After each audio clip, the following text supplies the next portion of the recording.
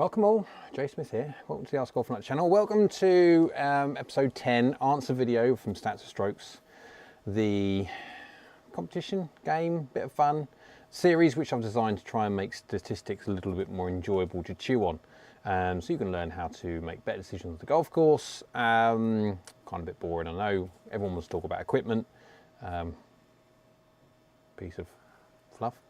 There you go. So we have a busy day today. We've had I530 released at 4 o'clock today, and also G730 released about an hour and a bit ago. So I thought I'd finish the end of today with a answer video from Stats of Strokes, a question I posed 2 days ago, I think it was, and it's about consistency, etc. So we'll go straight on to the questions. I have got the chat up, as you can see, just in case anyone wants to pop on, say hello, ask a question about anything to do with, well, okay, the hot topics are definitely I530 and a little bit so G730. But again, if you want to pop up on there, you can do. You're more than welcome to.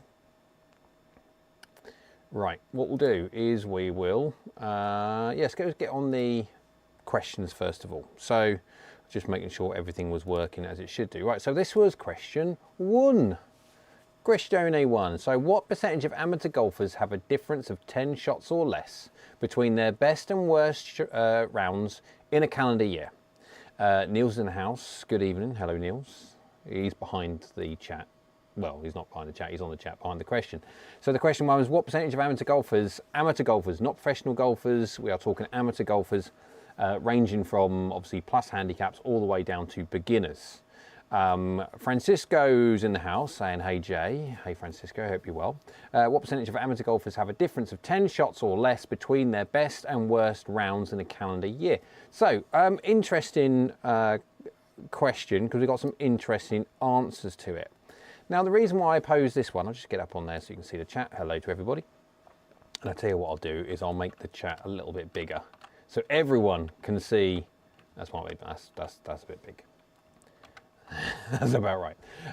So everyone, the reason I did this is mainly so what I've known over the passage of time is that golfers are massively hard on themselves. Golfers see targets of really they shouldn't be going for. Golfers see targets of which they see a certain distance with a certain iron in their hands or a wedge in their hands, and they have unrealistic expectations of how many times they should hit target, as in the target in their head is the green. And so this is what, so I got some interesting ones. Now, the fun bit of this is, well, most of them were grouped around a reasonable, sensible number. But I did have ones that go obviously quite high. And when you're looking at, say, some of the numbers were at 15, 20%. 20% of golfers with a 10 shots or less on the calendar. I mean, you've either got to be playing once a year, which in that sense you'd qualify. I don't think, to be fair, those kind of anomalies, they're taken away. So someone who's just playing 2 or 3 times a year doesn't get added. But we're talking about a regular, yeah, won't go into it. But yeah, so I'll put it up on there so you can have a little look. So let's go part 1 first of all. Only 3.7% of golfers. Now, in that 3.7%, yes, you have got the elite amateurs. And yes, also, you have got the classic seniors plodding along, pop, pop, pop, pop, pop, uber consistent, obviously quite high scoring generally because they can't hit the golf ball very far, but they're just like pop, pop, pop. You kind of get the idea. So there's not many, and there is not many percentage whatsoever. 3.7%. 96.3% of golfers have a much bigger than 10 shots worst to best rounds in the calendar year. So basically all of them. So if people were just to say, look, do you know what, your handicap is, say, let's say, is 18, and you play on a par 72 golf course, and so you should in your head go round in 90. Well, no. I mean, even with the old and new handicap system, but even with the new one, you're really only supposed to hit your handicap 20% of the time, 1 in 5, if you're lucky. The rest of it, no. That's the whole idea how it works. And so, yeah, not many golfers are as consistent as what people think. And obviously I got some answers in and around 20%. Well, that's, yeah. So give yourself a break. Humans vary. Humans are inconsistent. We are not robots. And so we are designed to be varied. Right, so that's the answer to question 1. Let's go to the full answer for question 1 and 2 so we can get it all up on the screen. Neil said, who else is online? Probably everybody watching my i530 and G730 videos rather than doing this. But again, when it comes to this side of the things, of the 18,000 or so subscribers that I have, obviously only a certain portion are interested in a way that they can try and get their scores down for free when it comes to just making better decisions in their grey matter between their ears. But it is not a very fun topic. So let's go to part 2 of question for number 10, hole 10. Yeah, we're starting to get down now. There's hole 11 next time. We're going to start running out of holes soon. So part 2 is, what part of the game do those most consistent scoring golfers perform better at than others? So when you're talking about people that shoot obviously weird numbers against other golfers which shoot more consistent numbers, when you're looking at the difference between an inconsistent golfer and a fairly consistent golfer, what is the overwhelming part of their game which is better than the others? Now, in no way is this saying that when I give you the answer to this is no way in saying that the answer to this is the answer to everybody's woes. I'll go into it more, but let's go for the answer question 2. Short game. When you have a more consistent short game, putting, chipping, stuff like that, you can have a bad day when it comes to other parts, and then your short game will save you. Now, I'll tell you what, I'll just pop that off for a second because we have chat behind it, as you can see. There you go. Must be short game. You are absolutely right. You are. Now, as a general rule, when it comes to playing well, we're not talking about consistency. We're not talking about, when you say consistency, there is a spread of between your best ones, which is obviously one in however many, not many, and then your worst ones. And believe it or not, there are far more worse ones than there are better ones. So even that is offset slightly. And so when you're looking at how people will score better, as a general rule, driving and approach play is the way to do it. When it comes to consistency of the poor ones, yeah, of the poor ones, this is the thing. What part of the game, when you're looking at the bad side, do one side score better than the other is because of their short game. If you look at the run-of-the-mill, how you get better at golf, it's basically, obviously everything, but effectively if you can increase your distance and you can increase your accuracy when it comes to your approach play, you are going to score better. So under normal circumstances, driving and approach play would be better. But when we are talking about this specific part of when it comes to, I'll get the full question on there without blocking another one. Because we're talking about what part of the game do those most consistent golfers perform better at than others? Because we are talking about the worst ones. Why are we, but why is one part better? Because you always get your good ones. So it's just a measure of how bad you are. Remember, golf is not a measure of how good you are. And no different to anyone who's watching now. You've hit a shot on a par 3 to that far, to a foot, whatever. Yep. No different to, I can remember times when I've gotten a par 3 and I've hit it to there. So what makes my that far away and your that far away any different? It doesn't. Literally no difference whatsoever. Actually, arguably, yours is more difficult because the chances are, and this is an assumption, but the chances are you were using less loft than me. Because I swing faster, I was having more loft, which automatically makes me more accurate because, I won't bore you, D-plane makes me more accurate. And so, when it comes to that, you are as good as me. But why is your handicap higher than mine? Well, I ain't got one, but you know what I mean. Why do you score more than me? Because I am less crap than you. That's literally it. And then And I've used the word and I've inserted it there. Normally a word that I'll use, it accentuates it a bit more, but for the like of YouTube, I won't obviously say it. But effectively, that's what it is. Anyone who's better than you on their handicap is rarely better than you. You're both and all capable up to a certain point. If you've never held a golf club before, obviously you're going to hit quite a few shots before you actually get one that close to the hole. But within reason, any experienced golfer of any decent-ish handicap has had shots where they've hit it to that far. And so you already are potentially as good as me in your good shots. But the problem is there's a big difference between your consistency between your good and your not so good. And with me, there's a smaller amount of difference between my good and my not so good. And that's what we're talking about. So putting only can get you 4 shots easily. I tell you what, putting is a massive point, a massive thing. And there is a huge part of golf, absolutely, that if you work on your drive and work on your approach play, your handicap will come down quick, really will do. From a practice point of view and from a realistic point of view, when it comes to putting, no one has in any way, unless they can't see or they've got no arms or something like that. There's no other handicap in that sense, which means you cannot be as good as Tiger Woods or whatever putter that you like to watch on TV. Because we're not talking about a biomechanical thing. We're not talking about a strength thing. We are talking about purely technique, of which someone can learn, practice, reading the greens, all this, which is not a physical aspect of you're stronger than me, you're bigger than me, you can swing faster than me. So that's why I think putting is exceptionally important. Obviously, people don't, generally speaking, bother about putting because it's boring. There you go. Right, so we've done that. We've done that. Right, so what we're going to do now, Francisco's just going to pop in there saying, every time I invite my wife and I get to the green in 2 and then I am out of the green with a +2, she always goes, what happened down there?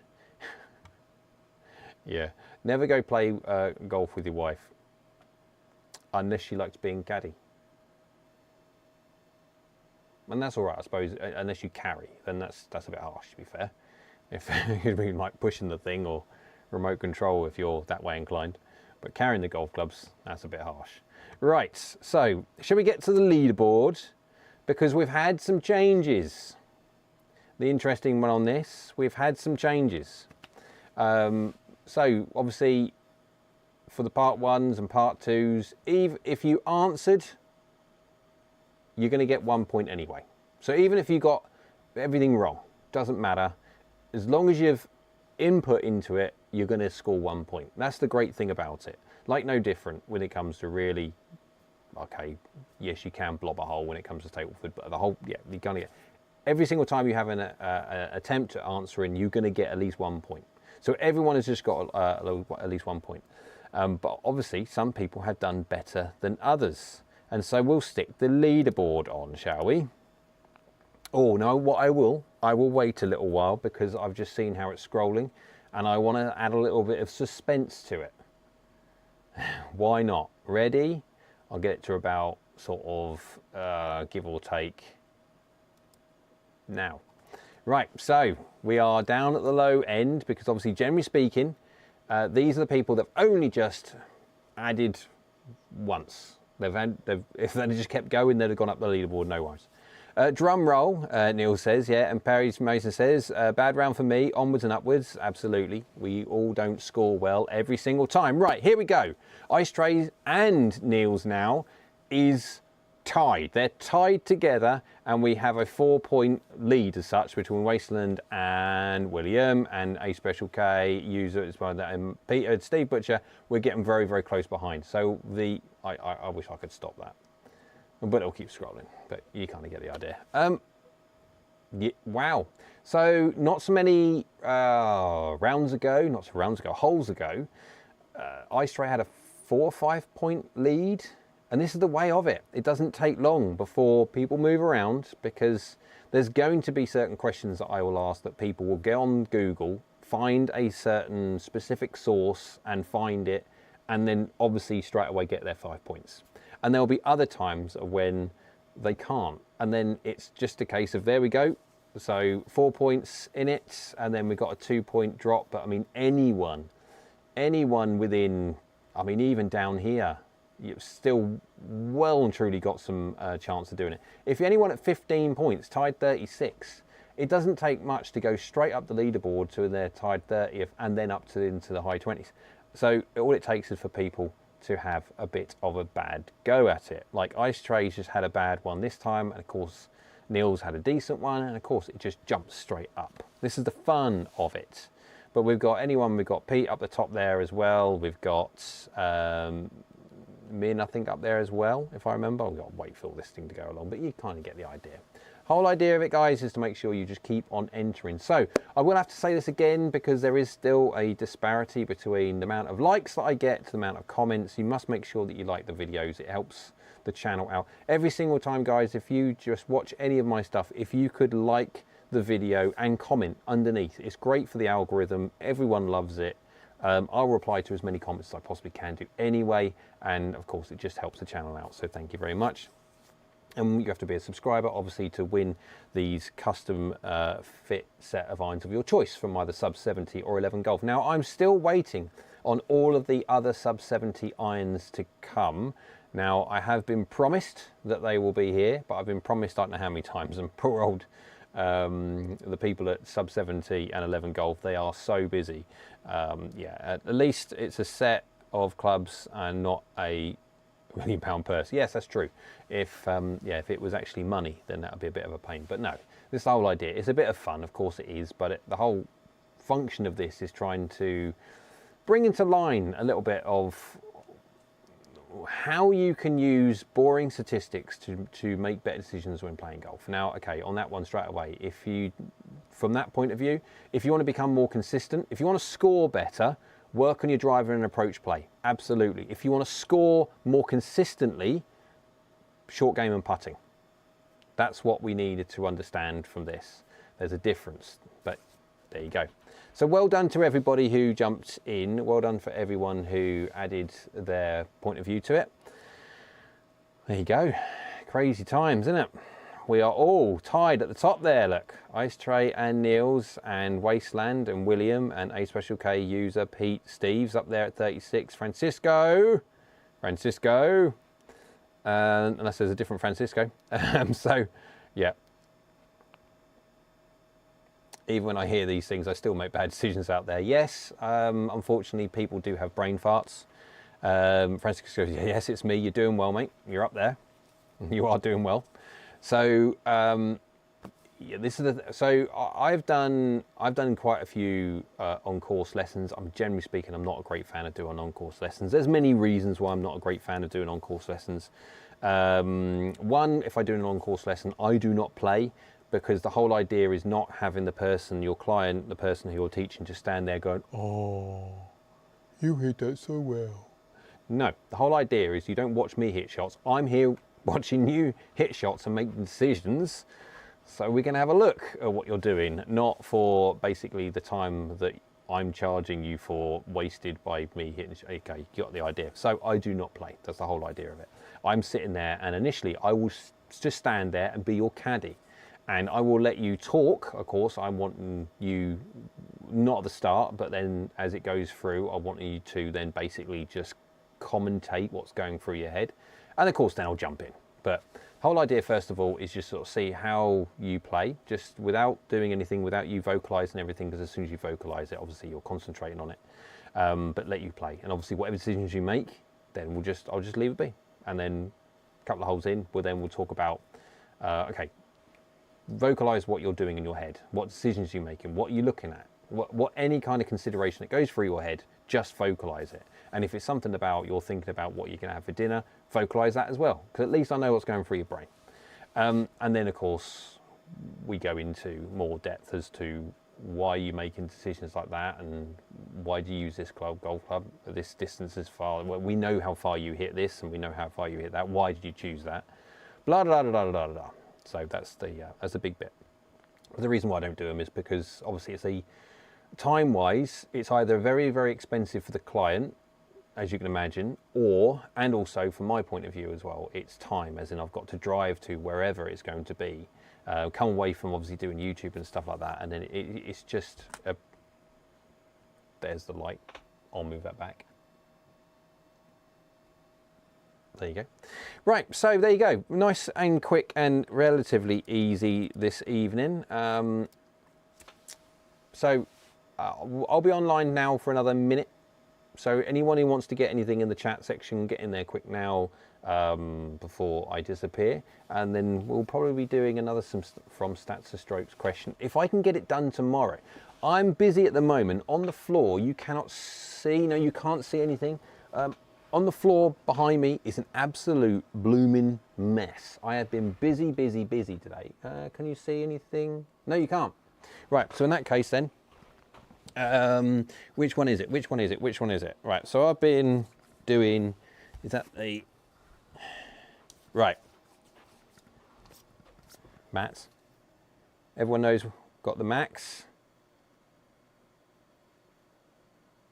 That's the max fairway, 3. But I've also got, it might be a bit dirty underneath because I've been on the computer, obviously hitting shots. So I've got the 7 and I've got the 5, and there's some interesting data coming from those two. The max, they just do not want to go offline. I've also got down here, I have the hybrids, the max as well, and they are in 3, 4, and I've got the 6 hybrid as well, and that's lofted at 28 degrees standard, which is only 1 degree weaker than my 5-iron. So I'm going to be doing that test. I'm also going to be putting up against my 5-iron. I'm going to set it, probably keep it at 28 degrees, because like for like, a hybrid will hit it further than an iron, because that potentially, depending on how well that 6 hybrid gets on, that might find its way in the bag. You never know. We'll see. Review to come. We'll see. Then I've also got, while something, I've got the Pro Fly High. Done the data set for that one today as well. I've also got the Cleveland launchers, the halos, the irons. I've got 2 sets of irons. I've got 2 drivers. I've got a hybrid and a fairway wood, and I've got loads of sand wedges. And I've still got the Wilson carbon driver to do. I've still got the dark speed drivers to do. I've got 1 driver and still waiting for 2 others, I think. And I've got all the fairway wood, so they need doing as well. And I've got to do all the compares for the i530 video that I did today. I'm getting, obviously, requests to do 245 and P790 comparisons, all that lot. So I am a busy bunny, and the problem is I haven't got enough time in the day to be able to do everything. There you go. I've got so much to do. Right, guys, thank you very much. Appreciate your time, as always. And then when it comes to the members, we'll see each other again on Monday when it comes to our weekly live stream. If anyone wants to become a member, you're more than welcome. You can just pop into my homepage, and it will have a little button called join. Click on the join, and there will be options of if you have a read through. There's no obligation whatsoever, but it's great for the channel if you could do. And also gets you into the members only live streams where we talk about all the stuff which is coming when it comes to embargoed stuff, any kind of stuff behind the scenes, etc. going on, sneak peeks at certain things. That's the idea. Right, so Francesco says, I started last June and currently playing better. I swing my short clubs in the high 70 and the long in the 80s to 85. The thing is my consistency. Last week I measured the swing weight of the clubs are in the C7 to C9. Should I add some lead tape? Well, it is quite light, but depending on if you can feel the head weight. If you can feel where the head is in 3D space, then no. Or effectively all that will do is allow you to swing the mass quicker. You already said that you are not the fastest swinger in the world, so potentially by adding weight, what you will do, unfortunately, would be to potentially lower your speed. And that's the only thing, generally speaking. As soon as you change swing weight, you can interfere with how much speed you generate, which obviously, from someone who swings at say 92, 95, whatever miles an hour, that's not an issue. But for someone who swings a lot slower than that, and speed is a key, you need as much speed as you can possibly muster, then I would just, obviously, test it. Test it. My mind, hello, hi all. Wavy says, wave to my mind. Hello, sir. So yeah, unfortunately, just jumped in, and as I'm about to jump off, because we're literally just done the answer program. But again, mind you can jump back on and see the replay. So I'll do this one, and then I'll do the replay after this. So, right, guys, thank you very much. Appreciate your time as always. Well done to everybody. Well done to Niels. Well done to Ice Tray. It's getting to the nitty gritty side now. It's touch and go. They are literally neck and neck. Oh, it's a bit of fun, isn't it? So, but at least we're learning along the way. So, right, guys, thanks very much as always, and we'll see everybody very soon.